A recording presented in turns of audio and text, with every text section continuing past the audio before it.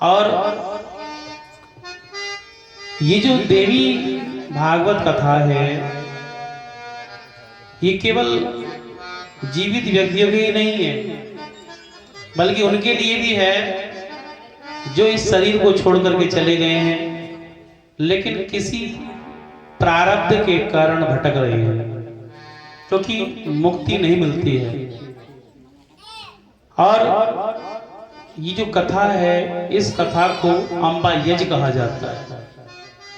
और ये अंबा यज ऐसा यज है कि ये इस यज में आने वाले दृश्य और अदृश्य सभी प्रकार के प्राणियों की मुक्ति होती है।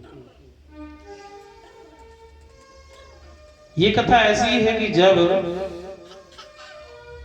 किसी कारणवश प्रारब्ध के किसी की मुक्ति नहीं होती है और वह व्यक्ति अदृश्य रूप से भी आकर के कथा में विराजमान होता है और कथा को श्रवण करता है, तो निश्चित रूप से उसकी मुक्ति होती है।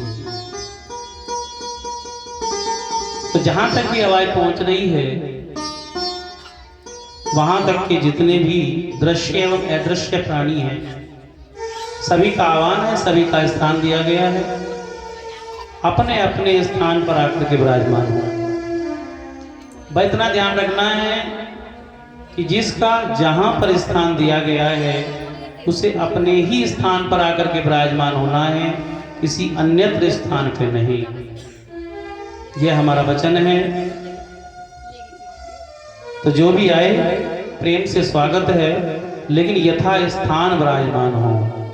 बोली साचे दरबार की। आइए। अच्छा एक बात बताओ, जो यहाँ पर कथा पांडाल बैठे हुए हैं, आप सभी में किस किस ने देवी भागवत आज से पहले श्रवण की है?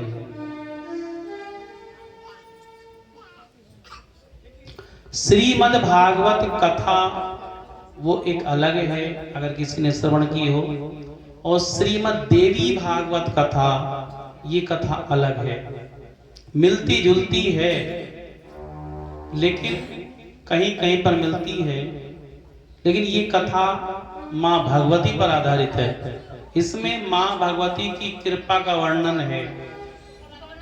माँ भगवती किस प्रकार से कृपा करती है, माँ भगवती का किस तरह से अवतरण होता है और किन किन पर माँ भगवती की कृपा हुई है, वो सारा वर्णन 9 दिवसीय इस कथा में आप सभी को श्रवण कराया जाएगा। यहाँ तक के भगवान श्री कृष्ण का जो जन्म हुआ है, वो किस कारण से हुआ। ऐसा नहीं कि भगवान कृष्ण का जन्म ऐसे ही हो गया था। जो हम कथा में श्रवण करते हैं या कथाओं में सुनते हैं, टीवी पर सीरियल पे हमने देखा कि अनायास ही जैसे देवकी और वसुदेव के 8 पुत्र हुए, तो 8वें कन्हैया हुए। लेकिन 8वें ही कन्हैया क्यों हुए, पहले क्यों नहीं आए?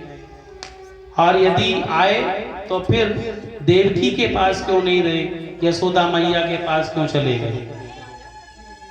तो इसमें कहीं ना कहीं देवी की महिमा है, और वो जो तपस्या है, उस तपस्या का वर्णन भी 5म दिवस में आएगा।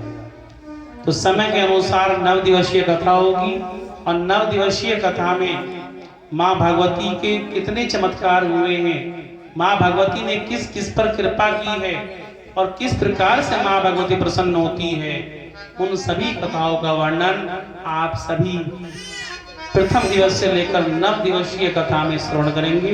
प्रेम से बोलिए ना।